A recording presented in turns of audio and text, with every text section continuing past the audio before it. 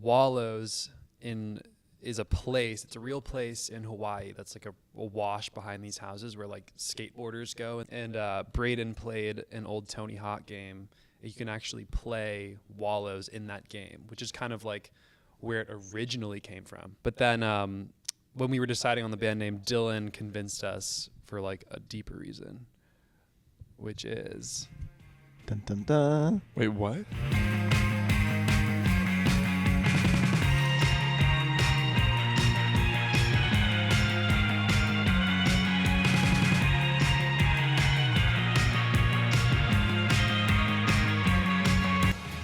A year ago, Wallows burst onto the scene with their moody, lo-fi anthem, Pleaser, a confident debut that established their knack for voicing typical teenage melancholy through fast guitar riffs and punchy hooks.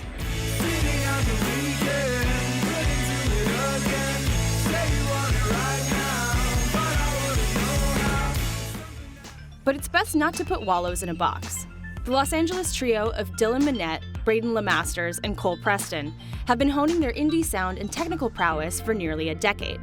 On their debut EP, Spring, the best friends and bandmates demonstrate their diverse musical tastes through 6 breezy tracks perfect for summoning those sunshine vibes, all while reckoning with the sometimes confusing and always complicated feelings of growing up.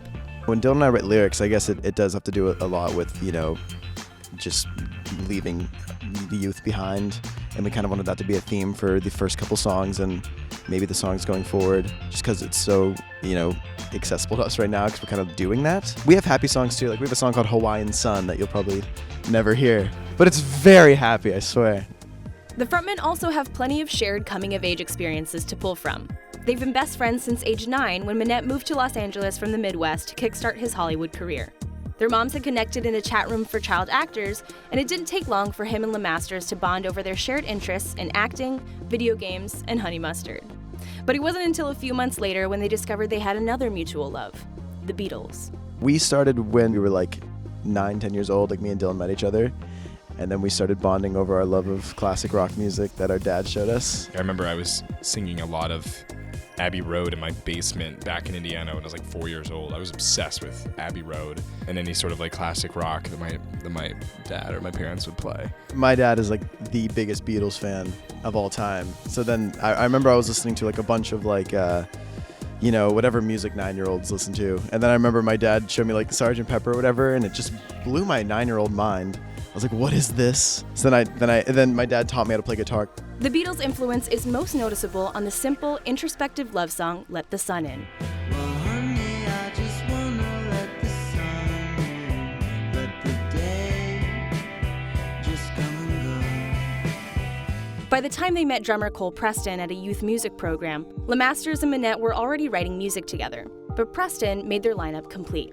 And you can thank him for the band's indie rock sensibilities. I feel like one of my roles in the band was just like poisoning our brains with like newer other music when we were like 12, 13. And then since then we all just share each other. Like our taste is kind of just molded into the same thing. You were the catalyst for like a lot of the music we got into. I remember when he first played me on the way to practice one day when I was like 13 or 14, Favorite Worst Nightmare by Arctic Monkeys. I was like, wait, this is really cool. Who are these guys? And just kind of all spiraled from there. Our sound definitely started off sounding like classic rock because it's what us youngsters were influenced by. And then I feel like it's been a reflection of the stuff we've been listening to over the years. What inspires us more are artists like Tyler, the Creator, or like Frank Ocean, or someone who like Clairo, who just like has just kind of, I feel like is setting up an empire for herself right now just by being awesome in her bedroom. I just feel like our sound, we don't want to be limited to any one thing within or outside of our music. Just kind of make whatever music we feel and hope people accept it. Nearly a decade later, and Wallows are still defying their own expectations.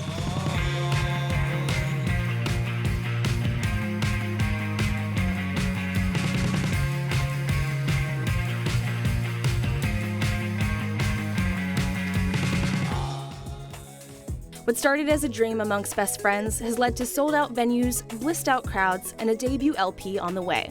Of course, they wouldn't be Wallows if they weren't already overthinking it. A debut album has been so important to us growing up because you just like study debut albums and like how artists do it, and it's weird that we're just about to do that. My dream scenario would be to have a cross between like Funeral, Whatever People Say I Am, That's What I'm Not by Arctic Monkeys, Currents by Tame Impala, and Blonde by Frank Ocean. If you could fall somewhere in that category, maybe some Flower Boy, Tyler the Creator, and some St. Vincent, we'd be in a good place.